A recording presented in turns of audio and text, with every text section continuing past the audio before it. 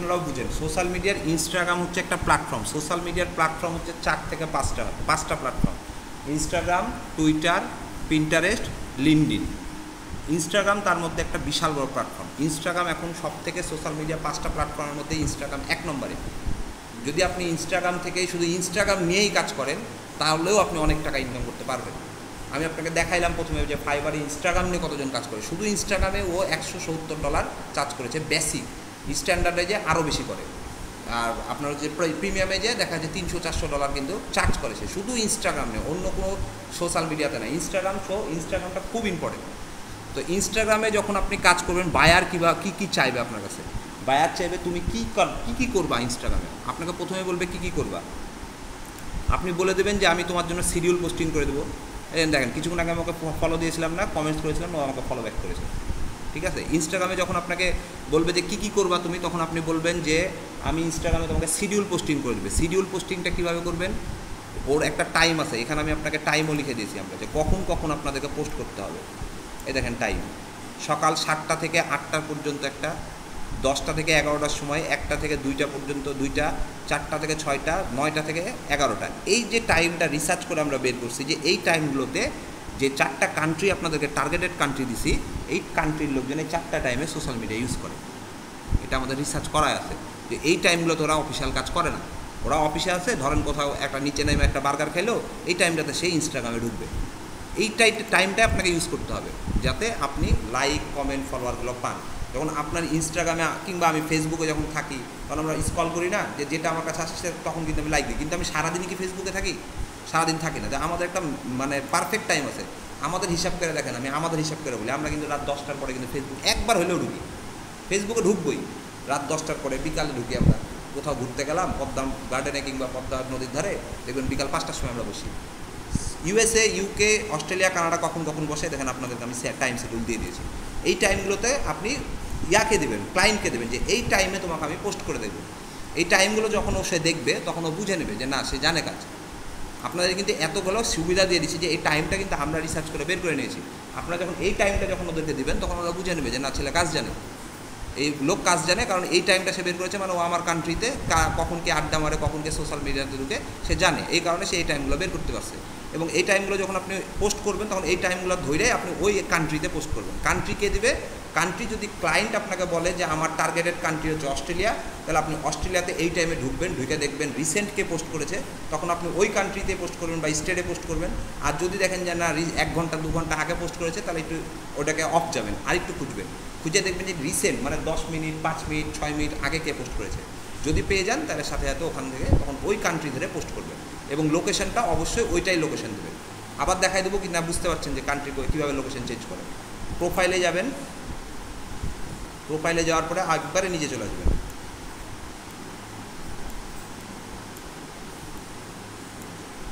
লোকেশনে click,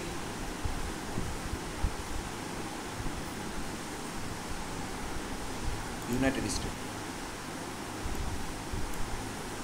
downtown Francisco. এগুলো কিন্তু সব ইউনাইটেড স্টেটেরই। হ্যাঁ,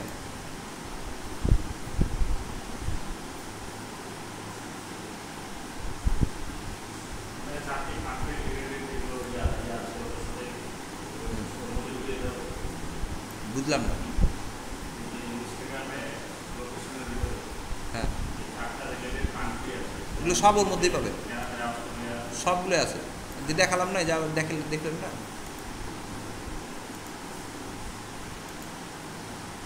country United state, Brazil, Indonesia, United kingdom মানে UK, ঠিক আছে। তারপরে এখানে অস্ট্রেলিয়া আছে, এই যে অস্ট্রেলিয়া, কানাডা, এই যে কানাডা ধরলেন।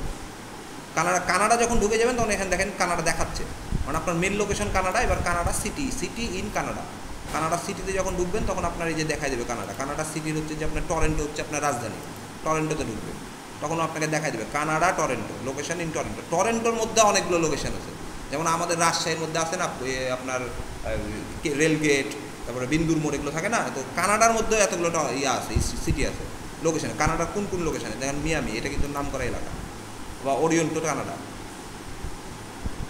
মিয়ামিতে ক্লিক করতে হবে। মিয়ামিতে যাওয়ার পরে দেখবেন যে এখানে রিসেন্ট পোস্ট করেছে কে, মোস্ট রিসেন্টে ক্লিক করবেন, ক্লিক করে দেখবেন যে ও 9 ঘন্টা আগে পোস্ট করেছে, তার মানে মিয়ামিতে আমি যা পোস্ট করে লাভ নেই, ওরা এখন অলরেডি ঘুমাচ্ছে, দরকার নেই আমার পোস্ট করা, বের হয়ে যাবেন মিয়ামি থেকে বের হয়ে যাবেন, দেখুন হইল না কাজ, বাদ দেন, ওরিয়েন্টে কানাডাতে ঢুকবেন।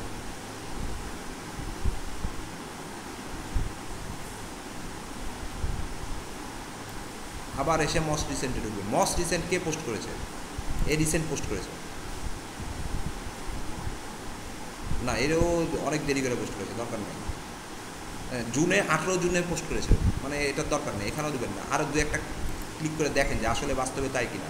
এটা জুন মাসে পোস্ট করেছে, তার মানে এটার দরকার নেই, এটা বাদই দিয়ে দেবেন, ওরিয়েন্টও বাদ দেবেন। তার মানে সবগুলো এভাবে খুঁজে খুঁজে বের করতে হবে কিন্তু।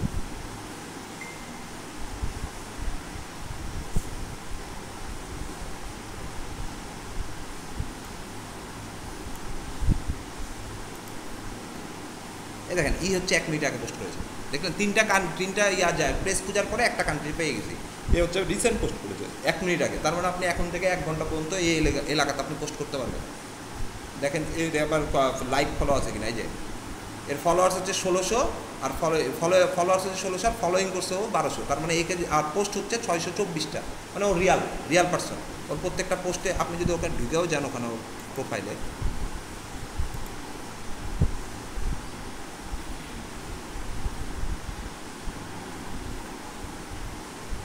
এই দেখেন এখানে একটা আপনাদেরকে জিনিস বললাম না কীভাবে আমরা মার্কেটিং করি, এইভাবে আমরা মার্কেটিং করি। এই যে ওর পোস্টে ঢুকে গেলাম, কিন্তু ঢুকে যাওয়ার পরে দেখেন ওর পোস্টে খেয়াল করে দেখেন যে ওর নিজের ছবি দিয়েছে, পোস্ট করেছে 624টা, মানে রেগুলার পোস্ট করতেছে। তারপর হচ্ছে ফলোয়ার ঠিক আছে, ফলোয়িং ঠিক আছে। এবার দেখেন ওর এখানে একটা ওয়েবসাইট দেওয়া আছে, ওয়েবসাইটে ঢুকে যান।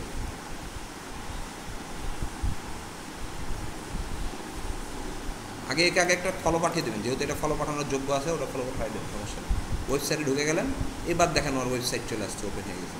এবার এই ওয়েবসাইট নিয়ে আপনি কী কাজ করবেন না করবেন, ওয়েবসাইট কিন্তু আপনি পেয়ে গেলেন।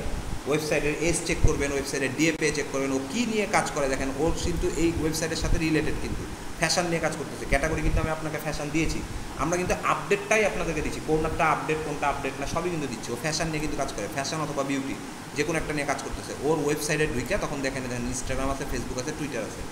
ও যদি ইনস্টাগ্রামে আপনাকে নক না করে, আপনি ফেসবুকে ঢুকবেন, ফেসবুকে নক করবেন। ফেসবুকেও যদি নক না করে, আপনি টুইটারে নক করবেন। টুইটারেও যদি নক না করে, ইমেল আইডি খুঁজবেন। ইমেল আইডি কোথায়? ইমেল আইডিও দেখবেন যে আছে, একটা জায়গাতে ওর ইমেল আইডি আছে। ইমেল আইডিতেও যদি নক না করে, তাহলে আপনি হোয়াটসঅ্যাপ নাম্বার খুঁজবেন। পুরো ওয়েবসাইটের মধ্যে একটা না একটা ওর সাথে কানেকশন করার জন্য একটা না একটা রিসোর্স থাকবেই। ওই রিসোর্সে যে আপনি ওকে নক করেন, দেখেন ওর কাছে একবার যদি পৌঁছায় আর আপনার কথাগুলো যদি ওর ভালো লেগে যায়, আপনি কাজ পেয়ে যাবেন। কিন্তু কাজ পাওয়ার আগে আপনাকে একটা জিনিস করতে হবে, এই ওয়েবসাইটটাকে অডিট করতে হবে। আর ওয়েবসাইটের প্রবলেম কী আছে, ও ওয়েবসাইটটা কি আসলে ঠিক আছে না ঠিক নাই, এই অডিটটা করতে হবে। এটা আপনাদের আস্তে আস্তে ক্লাসে যাবে। এখন মানে আমি আপনাদেরকে মৌখিকভাবে বলে যাচ্ছি, এই ওয়েবসাইটটাতে প্রবলেম কী আছে। ওয়েবসাইটটাতে এসইও করা নাই, ওয়েবসাইটটাতে ব্যাকলিংস করা নাই, তারপরে এসইওটাতে কোনো মানে এই পুরো ওয়েবসাইটের মধ্যে টাইটেল ঠিক নাই, যে আপনার ডিসক্রিপশন ঠিক নাই। এগুলো ওকে মেসেজ করতে হবে যে তোমার ওয়েবসাইটে আমি দেখলাম যে কোনো ঠিক নাই, তোমার টাইটেল ঠিক নাই, তোমার ডেসক্রিপশন ঠিক নাই, তোমার ব্যাকলিংস অনেক কম আছে। তো তুমি যদি চাও আমার সাথে, আমি তাহলে তোমাকে অনেক কম রেটে এই কাজগুলো করে দিতে পারবো, কারণ আমি হচ্ছে এসইও এক্সপার্ট। দেন ও আপনাকে রিপ্লাই করলো, না করলে আপনি এরকমভাবে 5-6টা আরও করেন, একটা তো রিপ্লাই আসবে। সারাদিনে যদি 100টাও করেন, আপনার একটা রিপ্লাই আসবে কনফার্ম।